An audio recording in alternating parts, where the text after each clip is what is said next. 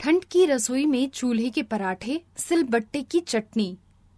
सर्दी का मौसम चल रहा था। इसी बीच सुषमा जी के घर पर उनके छोटे बेटे अजय की शादी की तैयारियां चल रही थी। कहीं फूल लग रहे थे तो कहीं पर लाइट लगा रहे थे। डेकोरेशन के काम को देखते हुए सुषमा जी की बड़ी बहू रेखा बोलती है, अरे भैया, वो लाल वाले फूल यहाँ नहीं, वहाँ उगाने थे।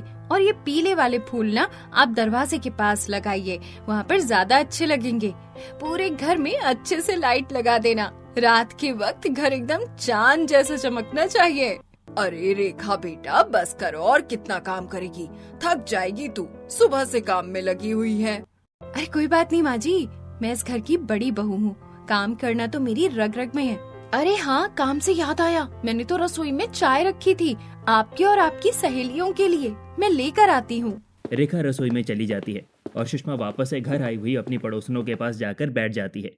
सच में रेखा जैसी बहू पाकर तो ना मैं बड़ी खुश हूँ। सारे काम मेरी बहू ने इतने अच्छे से संभाल रखे हैं ना कि मुझे तो कोई चिंता ही नहीं है। रसोई से लेकर घर के काम तक हर जिम्मेदारी निभाने में मेरी बहू बहुत परफेक्ट है। फिर तो तू किस्मत वाली है सुषमा, आजकल ऐसी बहुएं मिलती ही कहाँ हैं। बस घर में आने वाली छोटी बहू भी ऐसी ही हो जैसी मेरी बड़ी बहू है। और तेरी छोटी बहू तो गांव से आ रही है, और गांव की लड़कियां तो वैसे ही काम करने में बड़ी तेज होती हैं। क्या पता वो तेरी बड़ी बहू से भी ज्यादा चतुर हो काम करने में। बस ऐसा ही हो, बाकी देखते हैं, कुछ कह नहीं सकते।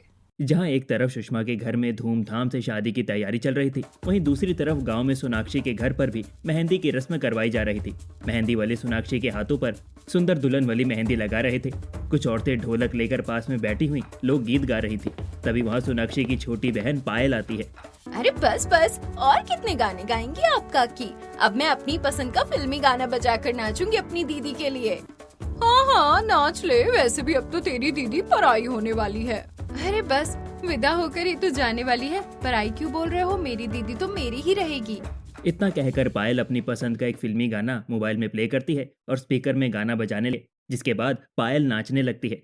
ये गलियां ये चौबारा, यहाँ आना ना दोबारा, अब हम तो भये परदेसी की, तेरा यहाँ कोई नहीं, कि तेरा यहाँ कोई नहीं। इस भावुक गाने पर अपनी बहन का डांस देखकर सोनाक्षी रोने लगती है।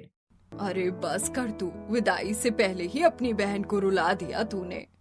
सॉरी दीदी, पर मैंने बहुत तैयारी की थी इस डांस के लिए, सच में मुझे नहीं पता था कि आप इतना ज्यादा इमोशनल हो जाओगी। हंसते गाते सभी रीति रिवाज और रस्म को पूरा करते हुए आखिरकार शादी का दिन आ जाता है। बारात लेकर अजय सोनाक्षी के घर पहुंचता है। पंडित जी पूरे विधि विधान अनुसार सोनाक्षी और अजय की शादी करवा देते हैं और सोनाक्षी अपने गांव वाले घर को अलविदा बोलकर अपने शहर वाले ससुराल में आ जाती है। चल बहू, अपने दाएं पैर से कलश गिराकर अपने ससुराल में अपने शुभ कदम रख। जी माँ जी, जैसा आप कहें। सोनाक्षी कलश गिराकर गृह प्रवेश की रस्म को पूरा करती है। इसके बाद सुषमा नव विवाहित जोड़े की आरती उतारती है। भगवान तुम दोनों को हर बुरी नजर से दूर रखे। तू बहुत थक गई होगी ना बहू, तेरी जेठानी अभी तुझे तेरे कमरे में ले जाएगी, वहाँ जाकर तू आराम कर ले, फिर बाकी की रस्में कल करेंगे। ठीक है माँ जी, जैसा आप कहें। आओ चलो सोनाक्षी, मैं तुम्हें तुम्हारे कमरे तक ले जाती हूँ, चलो मेरे साथ। रेखा ध्यान से सोनाक्षी को उसके कमरे में ले जाती है, जो कि पूरे तरीके से सजा हुआ होता है। अच्छा चलो, मैं तो जा रही हूँ, थोड़ी देर में ही देवर जी आ जाएंगे कमरे में, फिर तुम्हें आराम करना है या फिर रात भर जागना, वो तो आपस में डिसाइड कर लेना, मैं तो चली। इतना कहकर रेखा हंसती है, कमरे का दरवाजा बंद करती है और वहां से चली जाती है। अगली सुबह भी बहुत ज्यादा ठंड थी। सोनाक्षी जल्दी से उठकर नहा धोकर तैयार हो जाती है और तभी कमरे के दरवाजे पर खटखटाहट होती है। सोनाक्षी दरवाजा खोलती है। क्या बात है देवरानी जी, एकदम टाइम पर उठकर टीप टॉप तैयार भी हो गई तुम तो। चलो चलो नीचे चलो, माँ जी बुला रही है तुम्हें। सोनाक्षी रेखा के साथ नीचे हॉल में आ जाती है, जहाँ घर के बाकी सभी लोग बैठे हुए थे। तो बहू, सबसे पहले तो घर के मंदिर में आरती करते और उसके बाद तेरी पहली रसोई की रस्म करवानी है। ठीक है माँ जी, मैं अभी जाकर मंदिर में आरती कर देती हूँ। मंदिर किस तरफ है? मंदिर उस तरफ है बहू। सोनाक्षी मंदिर में आरती करती है, जिसके बाद सभी लोग जाकर डाइनिंग टेबल पर बैठ जाते हैं और एक एक करके बोलने लगते हैं। बहू को बोलो कि गर्मा गर्म हलवा बना दे सबके लिए। और हलवे के साथ ना कुछ नमकीन भी बना देना, जैसे आलू के परांठे या कचौड़ी, दोनों में से कुछ भी। और उसके साथ साथ चटनी भी बना दे, जैसे तुम बनाती हो ठीक वैसी ही। मेरे जैसी चटनी तो शायद देवरानी जी ना बना पाए, पर फिर भी मैं उनसे बोल देती हूँ कि वो चटनी बना दें। पर मुझे तो ना कुछ हल्का खाना है, इसीलिए मेरे लिए तो पोहा बना दो आप भाभी। हाँ, और मैं तो जो बनेगा वही खा लूंगा, मेरी कोई डिमांड नहीं है। सभी लोग अपनी अपनी फरमाइश रेखा को बता रहे होते हैं और वहीं दूसरी तरफ रसोई के दरवाजे पर खड़ी सोनाक्षी रसोई के अंदर जाती है और चारों तरफ नजर घुमाते हुए खुद से बोलती है, मैं खुद नहीं बना पाऊंगी, मुझसे कुछ भी नहीं बनेगा। बाहर जाकर मैं सबको क्या बोलूं, कैसे काम करूं, समझ में नहीं आ रहा। मुझसे कुछ भी नहीं बनेगा, मेरा तो दिल घबरा रहा है, मुझे बहुत ज्यादा डर लग रहा है। सोनाक्षी खुद से बड़बड़ा रही होती है कि तभी वहाँ पर रेखा आ जाती है और बोलती है, सोनाक्षी, सबने मुझे बता दिया है कि उन्हें नाश्ते में क्या खाना है, तो मैं तुम्हें बता देती हूँ। तुम जल्दी से सारा नाश्ता बनाकर तैयार कर दो, पर सबसे पहले तुम चटनी बना लो। मैंने ऊपर मिक्सी रख दी है, उसमें बना लेना। इतना कहकर रेखा वहाँ से चली जाती है और उसके बाद भी सोनाक्षी खाना नहीं बना पा रही थी। मुझे यहाँ पर अकेले छोड़कर चले गए, लेकिन मैं कैसे बताऊं कि मैं खाना नहीं बना पाऊंगी। अब मैं क्या करूं, बाहर जाकर सबको सच बता दूं या क्या करूं, कुछ समझ नहीं आ रहा। पिछले 1 घंटे तक सोनाक्षी कुछ भी नहीं करती है और बस वो सिलबट्टा ढूंढकर चटनी ही बनाने की कोशिश करती है। उसके बाद सोनाक्षी फ्रिज खोलती है और उसमें से धनिया और मिर्च निकालकर उसे अच्छे से धो लेती है। उसके बाद लहसुन निकालकर उसे छीलना शुरू करती है। लहसुन छीलते हुए, चटनी में जितना ज्यादा लहसुन डलेगा उतना ज्यादा ही चटनी का स्वाद और बढ़ जाएगा। और चटनी तो मैं बना दूंगी, लेकिन बाकी कुछ नहीं बना पाऊंगी।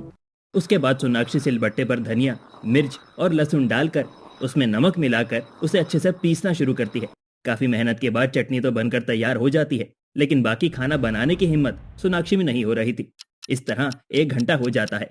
1 घंटे से ऊपर हो गया है, लेकिन अब तक खाना नहीं बना। जाओ रेखा बहू, तुम देखो कि कितना खाना बन गया है, और कुछ मदद की जरूरत है तो तुम कर देना। रेखा रसोई में जाती है तो देखती है कि रसोई बिल्कुल वैसी की वैसी है, बस सिलबट्टे पर एक चटनी ही बनी है। क्या बात है सोनाक्षी, अब तक खाना क्यों नहीं बनाया है? मैं खाना नहीं बना पाऊंगी, मुझसे खाना नहीं बनेगा।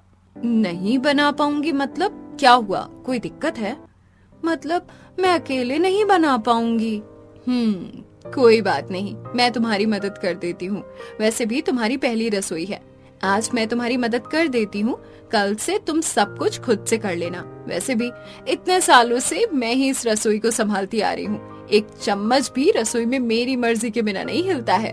इस तरह रेखा सोनाक्षी के साथ मिलकर सभी के लिए नाश्ता बनाने लगती है। थोड़ी देर बाद सारा खाना तैयार हो जाता है और टेबल पर लगा दिया जाता है। सभी लोग नाश्ता करने लगते हैं। नाश्ता तो बहुत बढ़िया बना है, लेकिन इस सारे नाश्ते में रेखा के हाथों का ही स्वाद क्यों आ रहा है? वो क्योंकि नाश्ता बनाने में जेठानी जी ने मेरी मदद की है, इस वजह से। अच्छा कोई बात नहीं, नए ससुराल में जेठानी ही तो देवरानी को रसोई के काम सिखाएगी। मेरा नाश्ता हो गया है, मैं ऑफिस के लिए निकल रहा हूँ। वैसे भी घर में शादी होने की वजह से बहुत सारा काम पेंडिंग हो गया है। हाँ भैया, मेरा भी नाश्ता हो गया, मैं भी आ रहा हूँ, दोनों साथ में ही चलते हैं। कार्तिक और अजय नाश्ता करके ऑफिस के लिए निकल जाते हैं और घर के बाकी लोग अपने अपने कामों में लग जाते। दिन गुजरते जाते हैं। सोनाक्षी घर के सारे काम जैसे कि झाड़ू लगाना, पोछा लगाना, बर्तन धोना और साफ सफाई बहुत ही अच्छे से किया करती थी, लेकिन वो रसोई में जाकर ना तो कभी चाय बना पाती थी, ना ही खाना बना पाती थी। एक दिन सुषमा की पड़ोसने आती हैं। और बताओ बहन, क्या चल रहा है? सब बढ़िया चल रहा है, तुम बताओ। अरे तू अपनी नई बहू के हाथ का खाना हमें भी तो खिला, अकेले अकेले खाती है। हाँ बिल्कुल, हम भी तो देखे तेरी छोटी बहू खाना कैसा बनाती है। हाँ हाँ, बहुत अच्छा बनाती है, जरूर खिलाऊंगी। रेखा, रेखा बहू, इधर आना तो जरा। सुषमा के आवाज लगाने पर रेखा आती है। जी मम्मी जी, कहिए क्या बात है? सुषमा थोड़ा मुंह टेढ़ा करके चुपके से रेखा को आंख मारते हुए कहती है, जाओ बेटा, जरा विमला और अनीता के लिए खाना बना दो छोटी बहू के साथ मिलकर। इन्हें छोटी बहू सोनाक्षी के हाथ का खाना खाना है। रेखा सुषमा का इशारा समझ जाती है। ठीक है मम्मी जी, अभी लाती हूँ खाना। रेखा सोनाक्षी का रसोई में लेकर जाती है, लेकिन सोनाक्षी सिर्फ सब्जी काटने और बाकी चीजों में रेखा की मदद करती है, खाना नहीं बनाती। उसके बाद खाना बनाकर सबको परोसा जाता है। दोनों पड़ोसने खाना खाती हैं। क्या बात है सुषमा, तेरी बड़ी बहू और छोटी बहू के हाथ के खाने का स्वाद एक ही जैसा है। हाँ बिल्कुल, तूने बड़ी बहू की परछाई ढूंढ ली है छोटी बहू के रूप में भी। बस अब क्या कर सकते हैं। सोनाक्षी की इस आदत को देखते हुए घर के सभी लोग आपस में बातचीत करते हुए बोलते हैं। मैंने तो सोचा था कि गांव की बहू है तो कामकाज में बड़ी अच्छी होगी, लेकिन ये तो रसोई के काम को हाथ ही नहीं लगाती है। आज अनीता और विमला के आगे भी रेखा बहू ने ही बचाया है हमें। बिल्कुल सही, सारा काम बेचारी बड़ी बहू को करना पड़ता है। सुबह का नाश्ता, दोपहर का खाना, शाम का नाश्ता, रात का खाना, सब कुछ वही करती है। फिर घर के काम में भी बड़ी बहू छोटी बहू की मदद करती है। माँ, इन्हें खाना बनाना नहीं आता है क्या? माँ, आपने सोनाक्षी की माँ से रसोई के काम काज के बारे में बात नहीं की थी क्या? बात तो की थी, और इसकी माँ ने तो कहा था कि इसे सब कुछ आता है, बहुत ही स्वादिष्ट खाना बनाती है। बहुत तारीफ कर रही थी इसके खाने की, लेकिन सच तो अब शादी के बाद पता चल रहा है। दूर के ढोल सुहावने लगते हैं। अच्छा अच्छा बोलकर ये काम चोर हमें दे दी। रसोई में तो मेरी मदद करवाना ही नहीं चाहती है बिल्कुल भी। जहाँ सभी लोग सोनाक्षी को लेकर ये सब सोच रहे होते हैं, वहीं सोनाक्षी अपने कमरे में मायूस बैठी होती है और कुछ सोचते हुए खुद से बोलती है। घर में सब लोग मुझसे नाराज रहते हैं क्योंकि मैंने कभी किसी को अपने हाथ का खाना बनाकर नहीं खिलाया। पर मैं सबको कैसे बताऊं कि मुझे गैस पर खाना बनाना नहीं आता, मुझे सिर्फ चूल्हे पर खाना बनाना आता है और मैं चूल्हे पर ही खाना बनाना चाहती हूँ, लेकिन यहाँ पर चूल्हा है ही नहीं।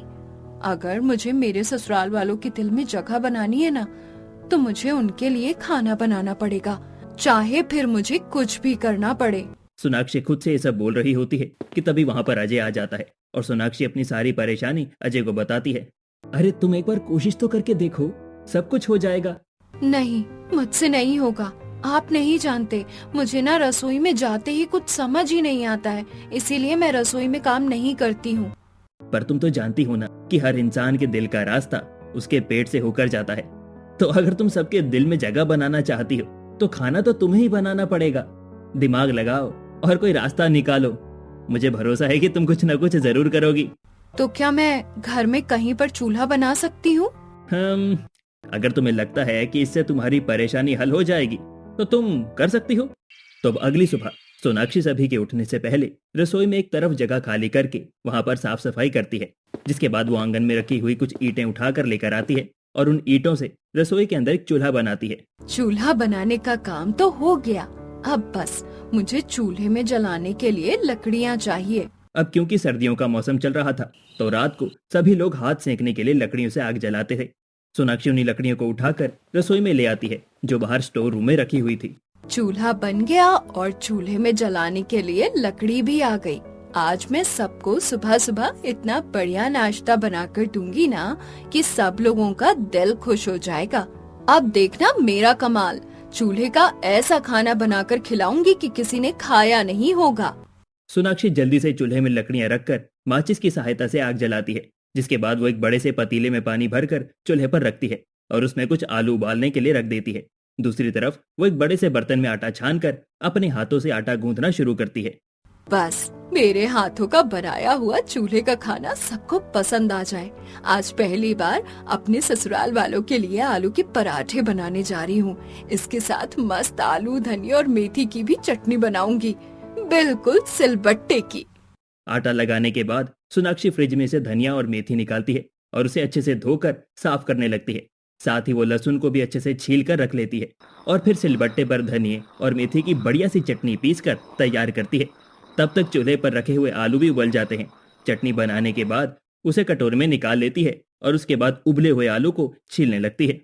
बस अब आलू का मसाला तैयार करना है और फिर मैं चाय बनाकर रख दूंगी और फिर सबको घर में गर्मा गर्म करारे करारे पराठे बनाकर दूंगी। आलू छीलने के बाद सोनाक्षी सिलबट्टे पर साबुत धनिया, सौंफ, जीरा, काली मिर्च जैसे सभी मसालों को डालकर उन्हें पीसने लगती है।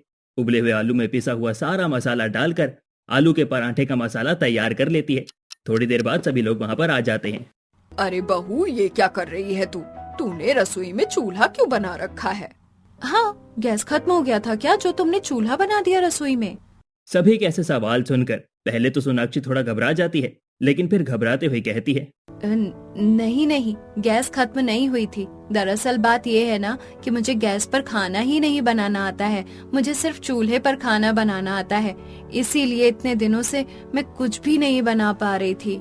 अच्छा, तो ये बात है। तो बहू, पहले क्यों नहीं बताया? नहीं बनाना आता तो फिर सीख लो ना। गैस पर काम करना कोई मुश्किल बात थोड़ी ना है। वो मैं आपको बाद में बताऊंगी। फिलहाल आप सभी लोग बैठ जाइए।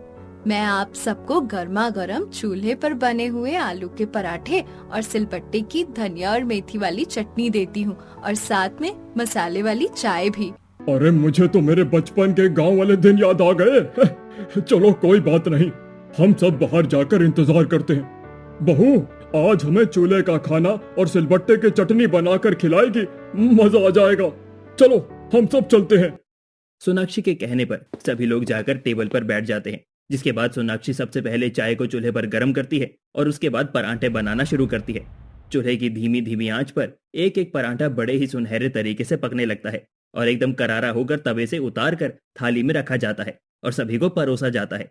जैसे ही सब खाना खाते हैं, सभी लोगों को सोनाक्षी के हाथ के बने चूल्हे के आलू के परांठे बहुत पसंद आते हैं। वाह बहुआ, हमें नहीं पता था कि तेरे हाथों में इतना स्वाद है। तू तो बहुत अच्छा खाना बनाती है।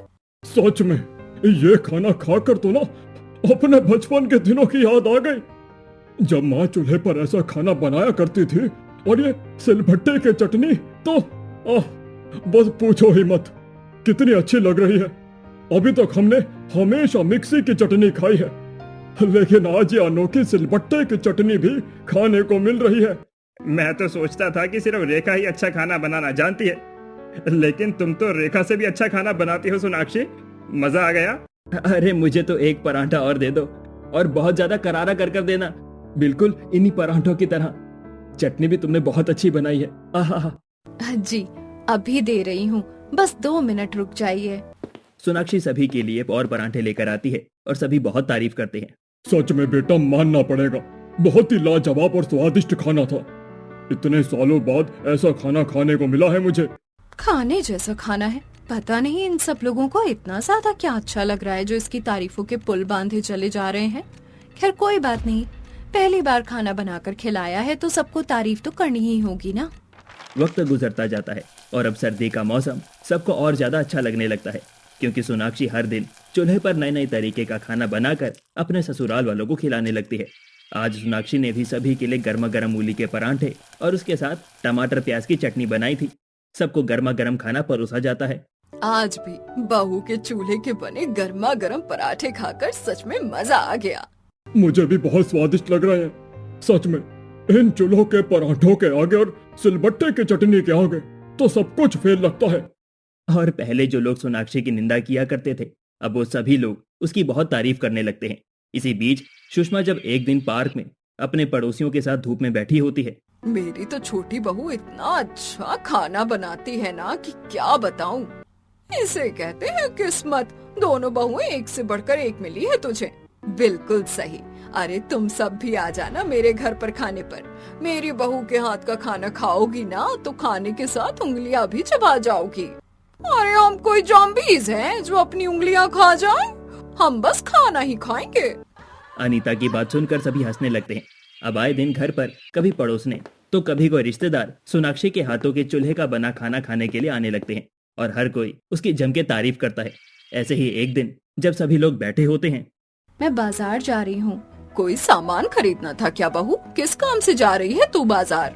माँ जी, सर्दी चल रही है और सर्दी के मौसम में कितना बढ़िया सरसों का साग आता है, तो मैं आप सबके लिए साग लेने जा रही हूँ। बहू, जब तू सरसों का साग ला रही है तो साथ में मक्की का आटा भी ले आना ना, मजा आ जाएगा। सोनाक्षी बाजार जाती है और वहाँ से बढ़िया सा हरा हरा सरसों का साग लेकर आती है और साथ ही मक्की का आटा भी खरीद लाती है। घर जाकर सोनाक्षी सबसे पहले साग की अच्छे से साफ सफाई करती है और उसके बाद ठंडे पानी में साग को अच्छे से मसल मसल कर धोती है।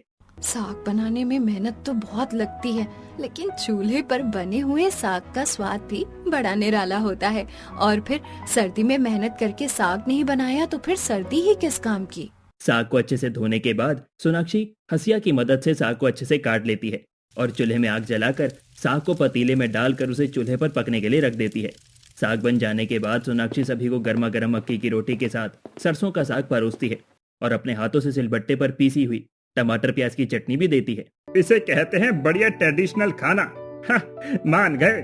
रेखा तो हमेशा छोले चावल राजमा चावल ये सब बनाती है, लेकिन जब से तुम आई हो ना तब से हर दिन नई नई चीजें बना रही हो। ये बात तो है, गांव की बहू घर में आई है तो गांव का स्वाद भी तो लेकर आई है। बहू, कल ना तू चूल्हे में दाल बाटी चूरमा बनाना, मुझे बड़ा पसंद है। हाँ हाँ, क्यों नहीं माँ जी, मैं जरूर बना दूंगी। और उसके साथ ना तुम सिलबट्टे पर लाल मिर्च की जो चटनी होती है ना वो भी पीस लेना। जी ठीक है, जैसा आप कहे, चटनी भी बना दूंगी। ऐसे ही अगले दिन सोनाक्षी अपनी सास की डिमांड पर चूल्हे पर दाल बाटी चूरमा बनाती है और सिलबट्टे पर सूखी लाल मिर्च की चटनी भी बनाती है। दिन गुजरते जाते हैं और अब सोनाक्षी की बढ़ती तारीफों को देखकर रेखा को जलन होने लगती है। इस घर पर, घर के लोगों पर और इस रसोई पर मेरा हक था, लेकिन अब मेरी देवरानी रसोई पर अपना कब्जा जमा कर बैठ गई है।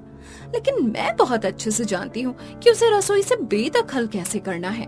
ऐसे ही एक सुबह जब सोनाक्षी रसोई में चूल्हे पर खाना बना रही होती है तभी रेखा वहाँ पर आती है और बोलती है, सोनाक्षी, तुम्हें अपना ये चूल्हा यहाँ से हटाना पड़ेगा। पर क्यों, क्या हो गया जेठानी जी, आप मेरा चूल्हा क्यों हटाना चाहती हैं रसोई से? क्योंकि जरा घर की रसोई का हाल देखो, तुम्हारे इस चूल्हे के धुएं की वजह से सारी रसोई काली हो गई है। रेखा की आवाज सुनकर घर के बाकी के लोग भी वहाँ पर आ जाते हैं और रेखा उन्हें भी वही सब कहने लगती है जो वो सोनाक्षी को बोल रही थी। बात तो सही है, स्वाद के चक्कर में घर की रसोई का हाल बुरा हो रहा है। हाँ बेटा, पूरे घर में भी धुआं धुआं हो जाता है और दीवारें भी बिल्कुल काली हो गई हैं। ऐसे तो घर खराब हो जाएगा। कोई बात नहीं, मैं अपना चूल्हा कहीं और बना लूंगी। अरे, चूल्हा कहीं और बनाना ही क्यों है? गैस पर खाना बनाओ ना। नहीं नहीं, मैं नहीं बना सकती गैस पर खाना, बस मैं अपना चूल्हा कहीं और बना लूंगी। अब सोनाक्षी रसोई में से अपना चूल्हा हटाकर घर की छत पर चूल्हा बना लेती है और भारी ठंड में सुबह शाम और रात को चूल्हे पर ही खाना बनाने लगती है। अपनी बहू को इतनी मेहनत करता देखकर घर वाले सोचते हैं, इतनी ठंड में भी बहू छत पर बैठकर खाना बनाती है और हम सबको गर्मा गर्म खाना परोसती है। लेकिन बहू को जरूरत क्या है इतनी ठंड में? वो बीमार भी तो हो सकती है। मुझे तो लगता है कि कोई और बात है जो सोनाक्षी हमसे छुपा रही है, वरना गैस पर खाना बनाना कोई इतनी बड़ी दिक्कत वाली बात तो नहीं है। वो एक बार को छत पर ठंड में चूल्हे पर खाना बना रही है, लेकिन रसोई में गैस पर खाना नहीं बनाना चाहती। कुछ तो गड़बड़ है। एक दिन ऊपर ठंड में मिट्टी इकट्ठा करके सोनाक्षी ने अपने लिए अच्छा सा चूल्हा बनाया था। ईंट के चूल्हे से अच्छा है मिट्टी का चूल्हा ही बनाऊं। ऊपर कितनी तेज हवा चल रही है, ऊपर मिट्टी भी ठंडी है, लेकिन कोई बात नहीं, कुछ पाने के लिए कुछ तो खोना ही पड़ता है।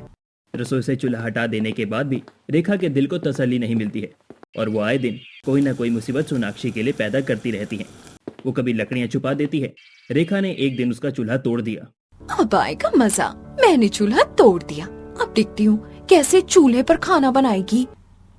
अरे, मैंने इतनी मेहनत से ये चूल्हा बनाया था, ये किसने तोड़ दिया? इसकी हालत देखकर लग रहा है कि जानबूझकर तोड़ा गया है। कोई बात नहीं, लेकिन मैं हार नहीं मानूंगी। एक काम करती हूँ, ईंट का ही बना देती हूँ, टूट भी जाएगा तो बनाना वापस आसान रहेगा। लेकिन सोनाक्षी फिर भी जैसे तैसे करके खाना बना ही लिया करती थी। वहीं दूसरी तरफ राजपाल सोनाक्षी को ठंड से बचने के लिए छत पर शेड डलवाने का काम करते हैं। सोनाक्षी, अब तुम शेड के नीचे बैठकर आराम से खाना बनाना, तुम्हें ठंड नहीं लगेगी। आपका शुक्रिया पापा जी। अरे शुक्रिया कैसा?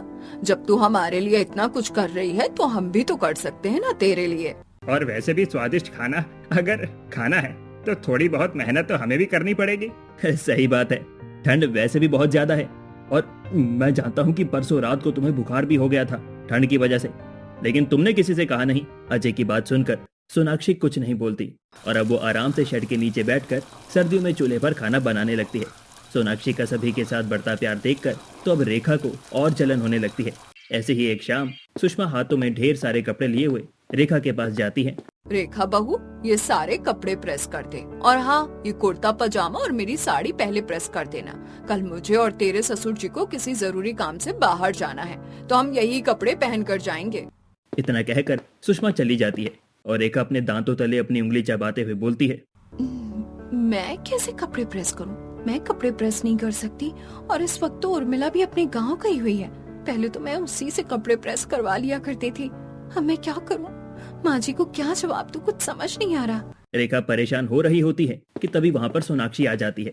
क्या हो गया जेठानी जी, आप इतना परेशान क्यों हैं? और ये इतने सारे कपड़ों का ढेर क्यों लगा रखा है? वो ये सारे कपड़े प्रेस करने हैं, लेकिन मैं प्रेस नहीं कर सकती हूँ। प्रेस नहीं कर सकती? क्यों, क्या हो गया? आपको प्रेस करना नहीं आता? मुझे प्रेस करना आता है, लेकिन एक बार मेरे मायके में जब मैं प्रेस कर रही थी तभी मेरे फोन पर फोन आ गया, और जैसे ही मैं अपना फोन उठाने के लिए टेबल की तरफ गई तभी प्रेस ब्लास्ट हो गया। तब से मेरे दिल में ना प्रेस को लेकर बड़ा डर बैठा हुआ है। उस दिन के बाद मैंने कभी प्रेस को हाथ नहीं लगाया।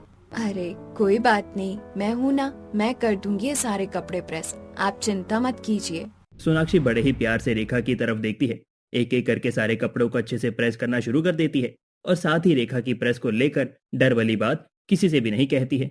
मेरी देवरानी तो कितनी अच्छी है। मैंने जलन में हमेशा इसके लिए कितनी मुसीबतें पैदा की, लेकिन फिर भी मेरी मदद कर रही है। मैं ही गलत थी, मुझे ऐसा नहीं करना चाहिए। अब से मैं कुछ भी गलत नहीं करूँगी।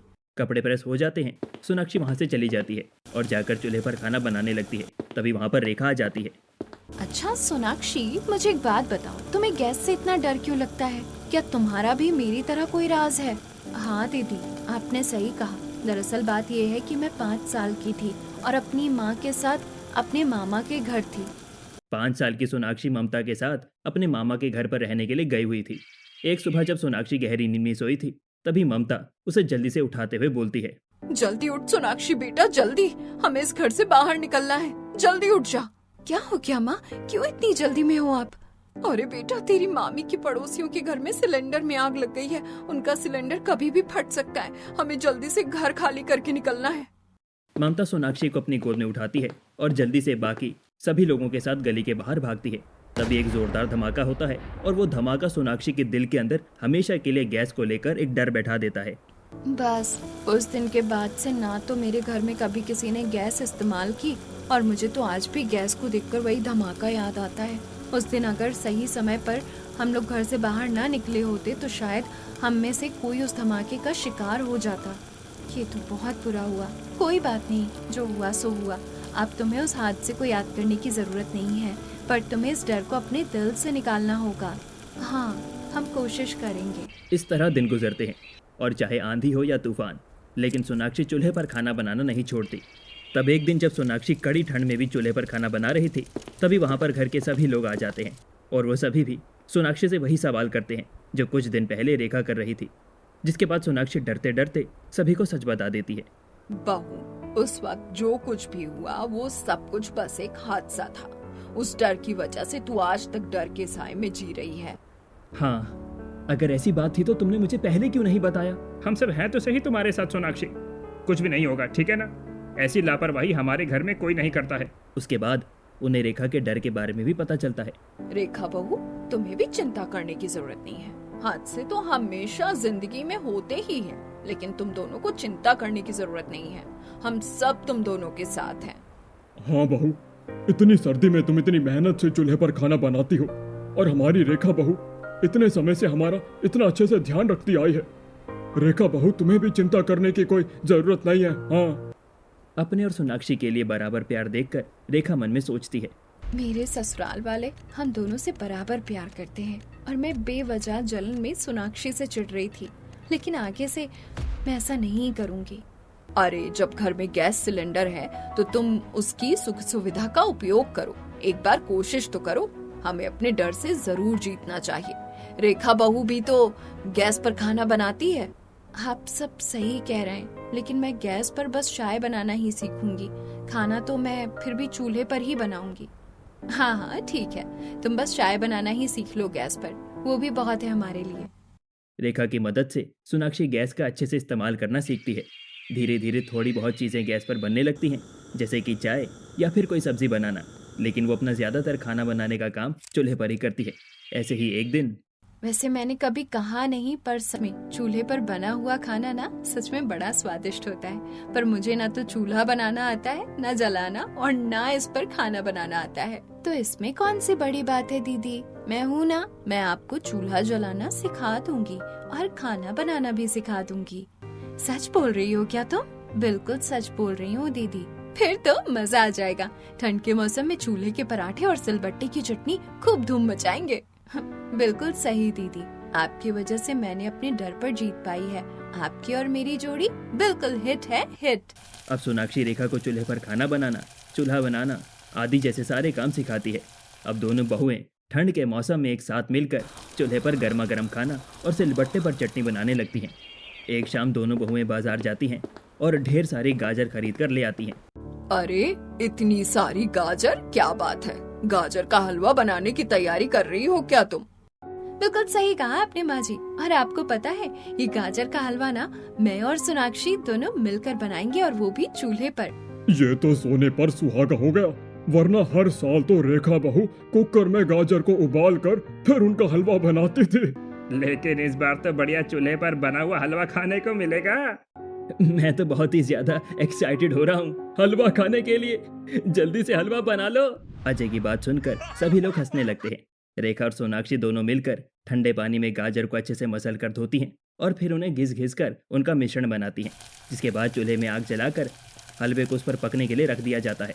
वैसे चूल्हे पर खाना बनाने में अच्छा लग रहा है। आज तो मैं गाजर का हलवा बना रही हूँ, लेकिन अब तो मुझे बाकी खाना भी बनाना सिखाना चूल्हे पर ही। बिल्कुल दीदी, मैं आपको सब कुछ बनाना सिखाऊंगी चूल्हे पर। और कुछ ही घंटों में बढ़िया गर्मा गर्म गाजर का हलवा बनकर तैयार हो जाता है और ठंड के मौसम में सभी लोग गर्मा गर्म हलवा खाते हैं। इसे कहते हैं सर्दी का असली मजा। बिल्कुल सही पापा। अभी तक तो हम बस चूल्हे के परांठे, सिलबट्टे की चटनी का मजा ले रहे थे, लेकिन आज तो हमने मीठे का भी मजा ले लिया। पेट भर जाए पर नियत ना भरे। सच में इतना स्वादिष्ट हलवा बनाया है आप दोनों ने। अरे भला हो तुम दोनों बहुओं का, जो मॉडर्न से लेकर देसी हर एक खाना बनाने में बिल्कुल परफेक्ट हो, परफेक्ट। सभी की बातें सुनकर रेखा और सोनाक्षी बहुत ज्यादा खुश होते हैं।